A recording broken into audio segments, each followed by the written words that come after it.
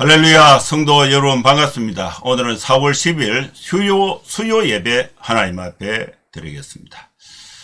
오늘은 22대 국회의원 선거가 있는 날입니다.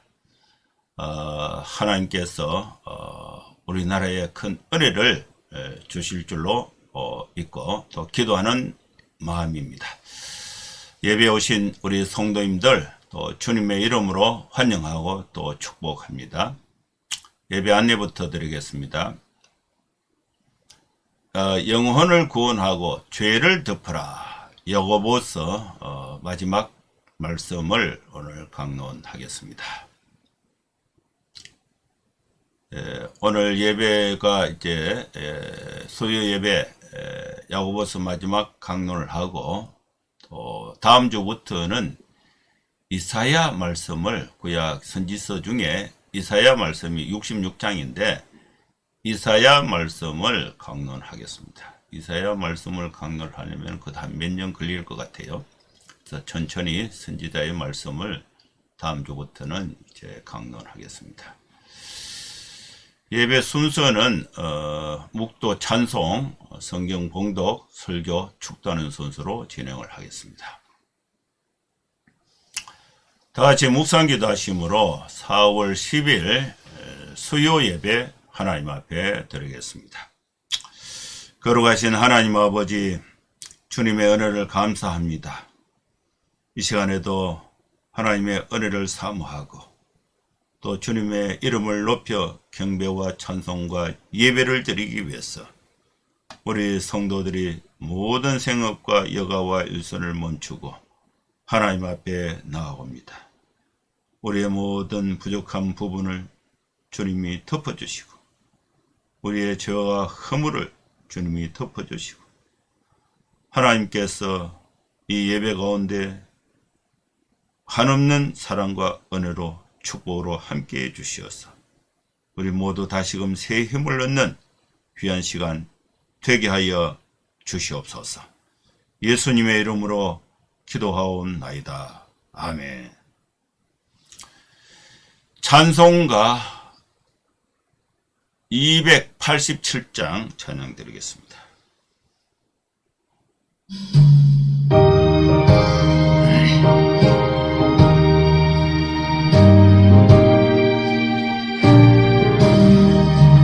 예수 앞에 나오면 죄사함 받으며 주의 품에 안기어 편히 쉬리라. 우리 주만 믿으면 모두 구원 얻으며 영생 복락 멸류관 확실히 바뀐디. 예수 앞에 나와서 헌총을 받으며 마음의 기쁨 넘치어 감사하리라. 우리 주만 믿으면 모두 구원 얻으며 영생 복락 멸류관 확실히 바뀐디.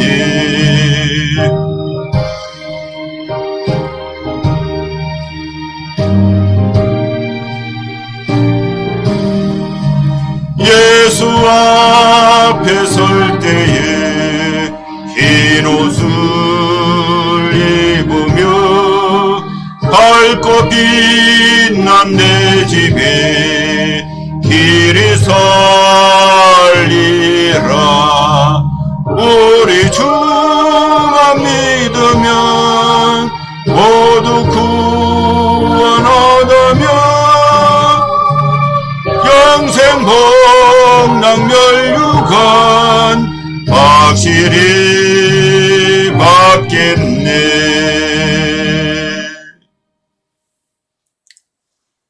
아멘. 하나님 말씀 야고보서 5장 12절에서 20절 말씀 봉독하겠습니다. 내 형제들아, 무엇보다도 맹세하지 말지니 하늘로나 땅으로나 아무 다른 것으로도 맹세하지 말고 오직 너희가 그렇다고 생각하는 것은 그렇다고 하고 아니라고 생각하는 것은 아니라 하여 정죄 받음을 면하라. 너희 중에 고난 당하는 자가 있느냐? 그는 기도할 것이요. 즐거워하는 자가 있느냐? 그는 찬송할지니라. 너희 중에 병든 자가 있느냐? 그는 교회의 장로들을 청할 것이요. 그들은 주의 이름으로 기름을 바르며 그를 위하여 기도할지니라. 믿음의 기도는 병든 자를 구원하리니 주께서 그를 일으키시리라. 혹시 죄를 범하였을지라도 사하심을 받으리라. 그러므로 너희 죄를 서로 고백하며 병이 낫기를 위하여 서로 기도하라. 의인의 간구는 역사하는 힘이 큼이니라. 엘리야는 우리와 성정이 같은 사람이로되 그가 비가 오지 않기를 간절히 기도한적 3년 6개월 동안 땅에 비가 오지 아니하고 다시 기도하니 하늘이 비를 주고 땅이 열매를 맺었나이라. 내 형제들아, 너희 중에 미혹되어 진리를 떠난 자를 누가 돌아서게 하면 너희가 알 것은 죄인을 미혹된 길에서 돌아서게 하는 자가 그의 영혼을 사망에서 구원할 것이며 허다한 죄를 덮을 것임이라. 아멘. 하나님께서 오늘 수요 예배에 야고보서 마지막 말씀을 우리에게 주셨습니다. 이 야고보서 말씀은 행함이 있는 믿음, 믿음은 행함으로 증명된다는 말씀으로 강조되어 있습니다. 여러분, 우리가 하나님을 믿는 믿음은 삶 속에서 행동으로 실천이 되어야 올바른 믿음이 되는 것입니다. 하나님이 야고보를 통해서 우리에게 주신 이 말씀의 주제는 영혼을 구원하고 죄를 덮어라. 이 주제로 말씀을 강론하겠습니다. 첫째는 내 형제들아, 맹세하지 마라. 여러분, 우리는 그 어떤 것으로도 맹세하지 말아야 하는 것입니다. 하늘의 이름으로 맹세하지 말아야 합니다. 땅으로도 맹세하지 말아야 합니다. 다른 어떤 것으로도 맹세하지 말아야 합니다. 그러면 어떻게 합니까? 오직 너희가 그렇다고 생각하는 것은 그렇다고 말을 하고 아니라고 생각하는 것은 아니라고 말해야 하는 것입니다.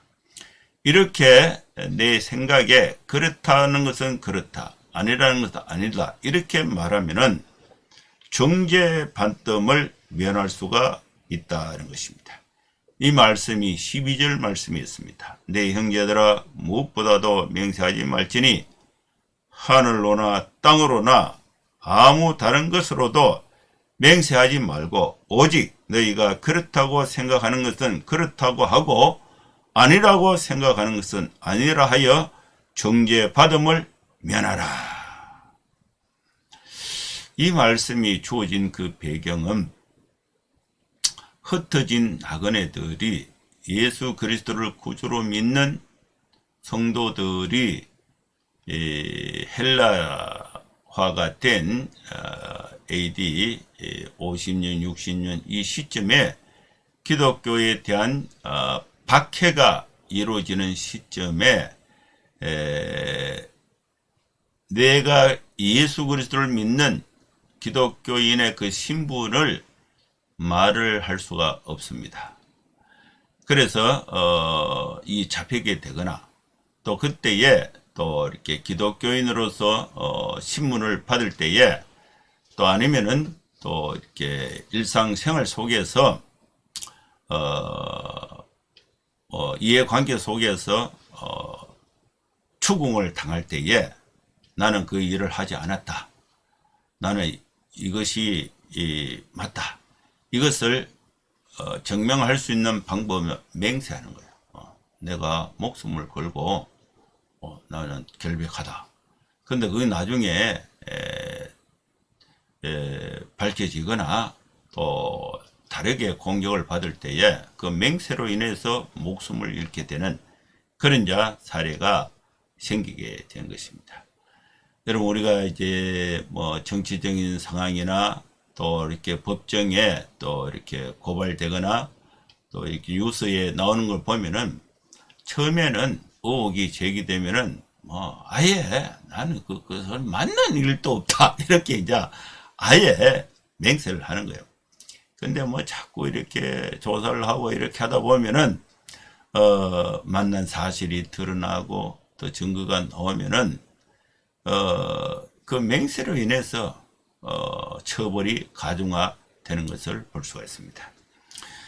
그래서 이 야고보는 우리 성도들에게 어떤 말씀으로 권면한 거야. 내 형제들아, 맹세하지 마라.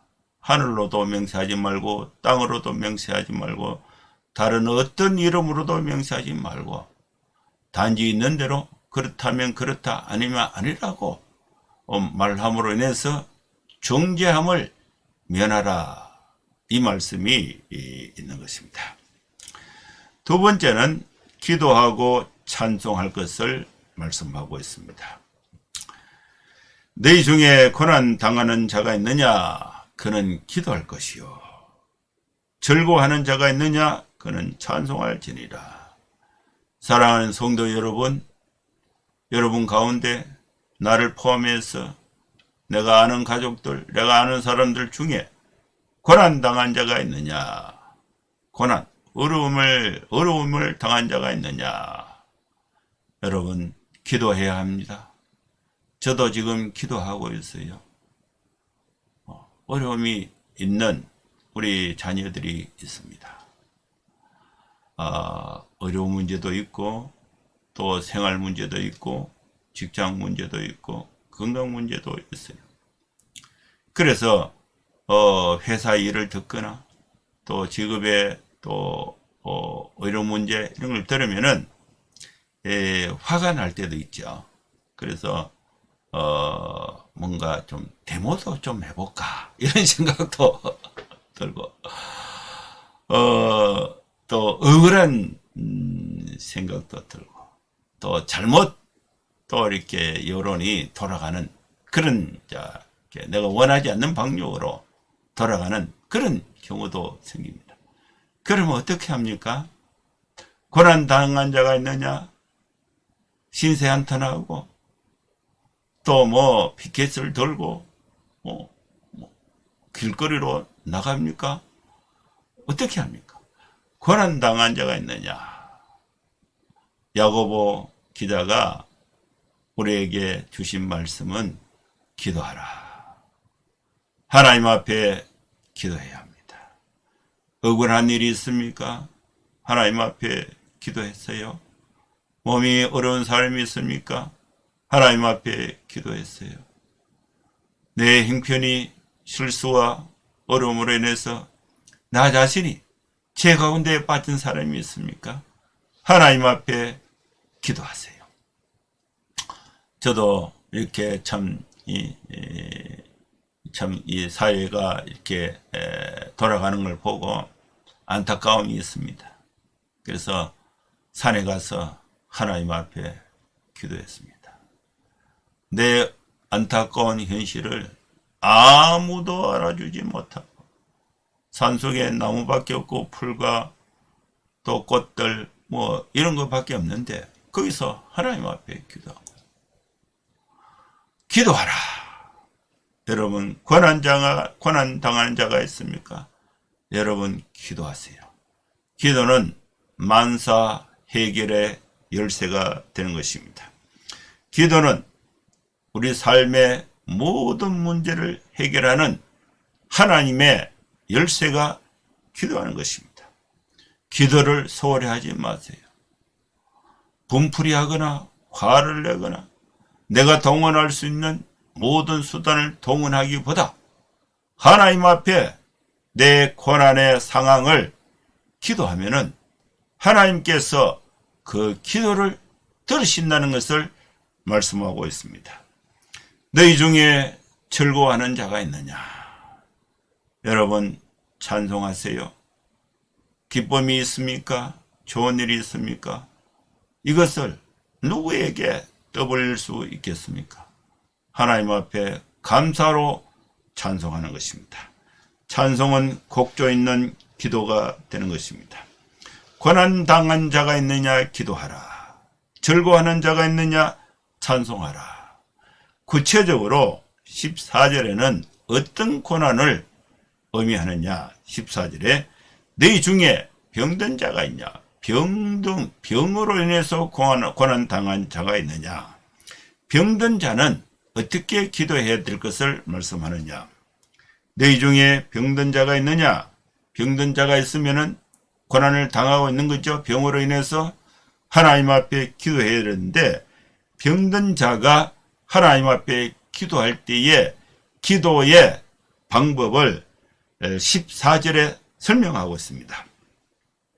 그는 교회의 장로들을 청할 것이요 그들은 주님의 이름으로 기름을 바르며 그를 위하여 기도하라. 중보 기도가 필요합니다. 저는 교회 목사로서 성도들에게 늘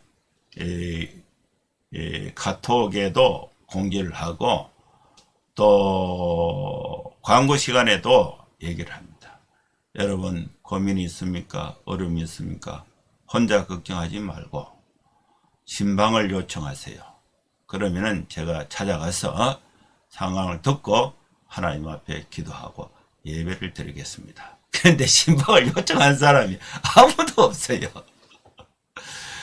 그래서 참 어렵구나 이런 생각이 들어요. 그런데 어저께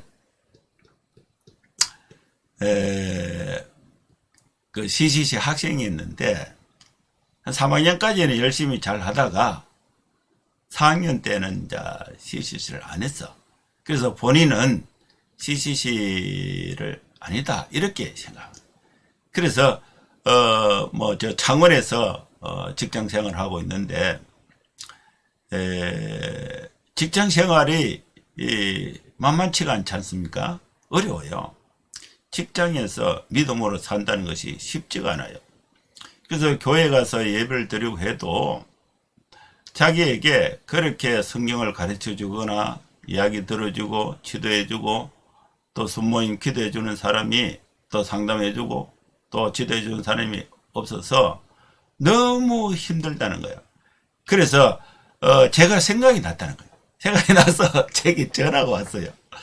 그래서 누구 하니까 누구래. 근데 간사님 이제 CCC에서는 이제 목사보 간사라고 부르죠. 간사님 제가 CCC도 끝까지 안 했는데 전화 드려서 죄송합니다 이러다. 그건 뭐 죄송할 일이고 나 너무 반갑다 이러니까 제가 이제 졸업을 하고 직장 생활하고 교회 생활을 하다 보니까 간사님 순모임 해주고 또 이야기 해주고 기도해주고 또 질문할 때에 또 지도해주는 것 이게 너무 많이 생각이 나서 지금 제 형편이 오는데 간사님 목소리라도 한번 들으려고 전화 드렸습니다 이러더라. 그러냐? 그럼 나는 너무 반갑다. 그래서 내가 신방을 한번 갈게. 그래서 제가 창원에 시간 약속을 해서 아예 하루를 약속해서 다녀왔습니다. 이렇게 이제 신방 힘든 자가 있느냐? 장로를 통해서 장로를 청할 것이요.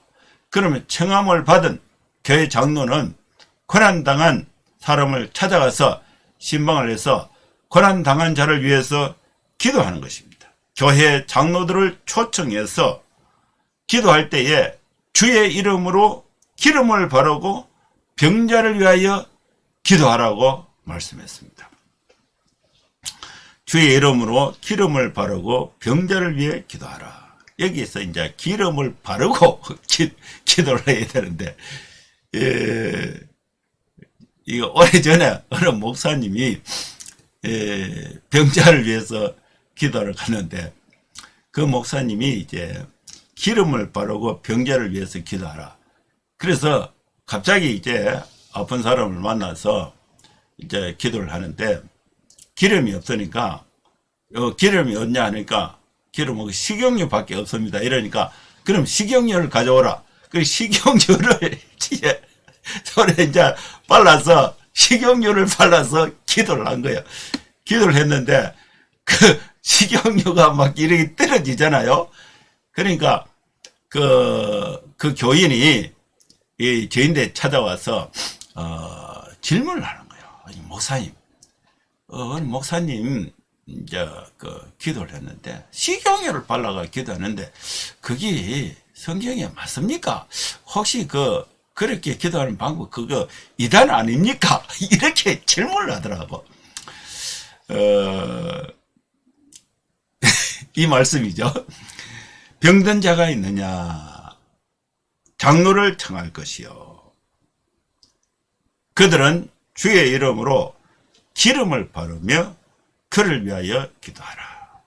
기름을 바른다는 것은 이것은 두 가지로 해석할 수가 있는데 실제로 기름을 발라서 기도하는 것. 그 당시에 실제로 이제 기름을 발라서 기도했죠.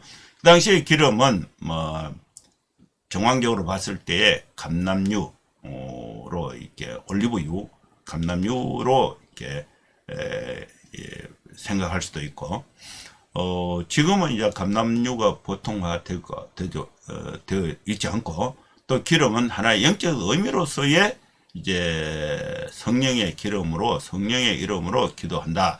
이런 의미로도 적용을 할 수가 있겠습니다. 그러나 이 성경을 문자적으로 보면은 기름을 바른다는 것은 느낌이 있어요. 느낌. 이렇게 기름이 이제 아픈 부위에 머리에 바르거나 팔에 바르면은 뭔가 느낌이 있고 그 기름에 발라서 기도하면은 치유의 어떤 구체적인 느낌이 구체화되는 그런 의미로서도 해석을 할 수가 있겠습니다. 고난당한 자, 병으로 인해서 고난당한 자는 교회의 장로를 초청하세요.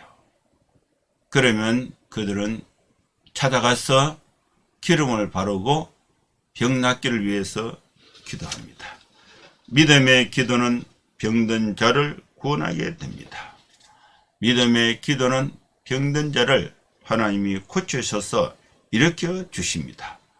혹시 죄를 범하였을지라도 사하심을 받게 됩니다. 기도는 믿음으로 해야 합니다. 믿음의 기도는 병든 자를 구원합니다.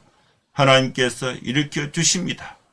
혹시 죄를 범하였을지라도 사함을 받을 수가 있습니다. 믿음의 기도, 누가 기도할 수 있는가? 의인의 간구는 역사하는 힘이 있습니다. 의인이 하나님 앞에 기도할 수가 있습니다. 죄가 없는 자가 하나님 앞에 기도할 때에 역사하는 힘이 있습니다. 의인의 기도는 역사하는 힘이 크다고 말씀하고 있습니다. 그러므로 너희 죄를 서로 고백하여 병이 낫기를 위하여 서로 기도하라. 의인의 강구는 역사하는 힘이 큰 것입니다. 여러분, 우리 병이 왜 오느냐? 병이 오는 이유는 두 가지입니다. 첫째는 잘 못 먹어서 영양실조가 있고, 또 운동을 너무 안 하거나 한쪽 분야 너무 말하거나 잠을 안 자고 무리하거나 물리적으로 건강관리를 제대로 못하면은 우리 신체는 병이 오게 되어 있습니다. 이런 경우에는요, 잘 먹고 쉬고 적당히 운동하면서 생활 패턴을 바꾸면은 건강이 회복이 됩니다.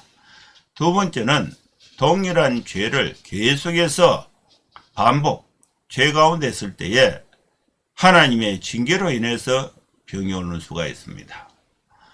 여러분 부모들이 자녀들을 키울 때에 한 번 잘못했다고 막 야단치는 게 아니고 반복될 때 심한 징계가 있는 것처럼 우리가 하나님 앞에 범죄의 사실이 있을 때에 그것이 이제 오래 노출될 때에 하나님이 우리의 범죄를 고치시기 위해서 병이라는 징계를 줄 때가 있습니다.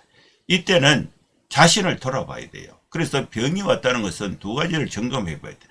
내 생활이 불규칙하고 내 생활이 문제가 있는가, 또 영적으로 내 삶이 하나님 앞에 어떤 범죄가 있는가, 이걸 점검해서 범죄가 있으면 회개를 해야 되고, 또 이 생활이 불규칙하면은 생활을 고쳐야 되는 것입니다.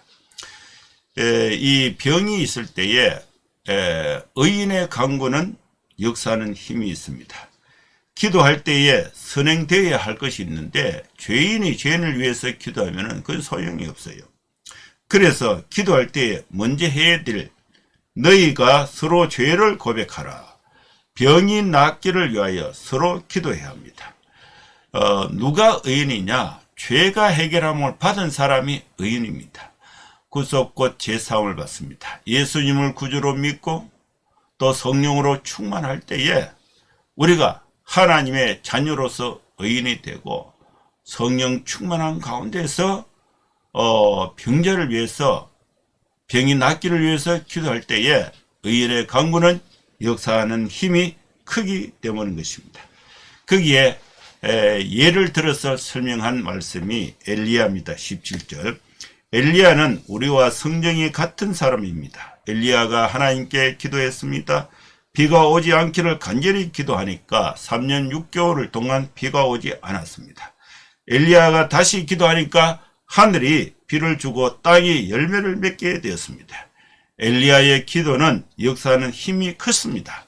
마찬가지로 엘리야도 우리와 같은 성정의 사람인데 우리가 성령으로 충만해서 하나님의 인도하신 가운데 있을 때에 의인의 강구는 역사하는 힘이 크다고 말씀하고 있습니다. 진리에서 떠난 자를 돌아서게 하라. 내 형제들아 맹세하지 말라. 기도하고 찬송하라. 의인의 강구는 역사하는 힘이 큽니다. 가장 큰 이 기도의 사역은 진리에서 떠난 자들을 돌아서게 하는 것입니다. 우리는 해야 할 사명이 있습니다. 내 형제들아 너희 중에 미혹되어 진리를 떠난 자를 돌아서게 하라. 또한 우리가 알아야 할 것이 있습니다. 죄인을 미혹된 길에서 돌아서게 하는 자가 그의 영혼을 사망에서 구원할 것이며 허다한 죄를 덮게 되는 것입니다. 이 말씀을 정리하면은 형제들아 맹세하지 말라. 우리가 할 수 있는 게 하나도 없기 때문에 하나님만이 하실 수 있도록 하나님의 주권을 인정하는 것입니다. 둘째는 우리는 기도하고 찬송해야 됩니다. 기도의 대상은 하나님이십니다. 찬송의 대상도 하나님이십니다. 고난 당할 때에 기도해야 합니다. 즐거움이 있을 때에 하나님 앞에 찬송을 드려야 합니다. 의인의 강구는 역사하는 힘이 있습니다. 죄 가운데서 기도할 수가 없습니다. 죄를 고백하고 또 병낫기를 위해서 기도할 때에 치유의 은혜가 있는 것입니다. 진리에서 떠난 자를 돌아서게 해야 합니다. 이것이 우리의 사명이고 교회의 사역이 됩니다. 영혼을 구원하고 죄를 덮는 사역이 우리 생활 속에서 이루어질 수 있기를 주의 이름으로 축원합니다. 기도하겠습니다. 하나님 아버지 주님의 은혜를 감사합니다. 우리에게 주신 말씀을 따라서 고난 당할 때에 하나님 앞에 기도하고 즐거움이 있을 때에 하나님 앞에 찬송하고 병든 자를 위해서 기도하고 또 하나님 아버지 진리에서 떠난 자들 하나님 앞에 돌아서게 영혼을 구원하고 죄를 덮는 사역이 우리 교회와 성도들의 삶을 통해서 나타나게 하여 주시옵소서. 예수님의 이름으로 기도하옵나이다. 아멘. 축도하겠습니다.